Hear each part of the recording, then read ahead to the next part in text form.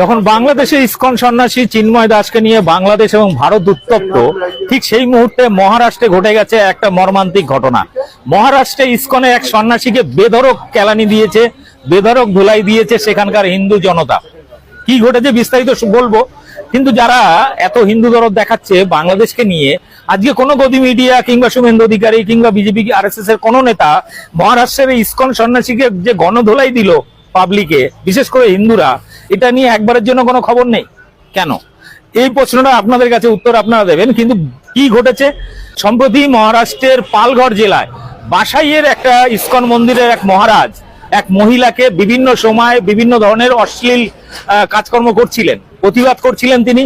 তারপরে শুরু হয়েছে অন্য অত্যাচার। তিনি রাত্রেবেলায় ওই মহিলাকে অশ্লীল মেসেজ পাঠাতেন, ভিডিও পাঠাতেন, বিভিন্ন ধরনের কুপ্রস্তাব দিতেন। সেটা নিয়ে বিরক্ত হয়ে সেই মহিলার পরিবারের লোকজন সরাসরি সেই আশ্রমে গিয়ে হাজির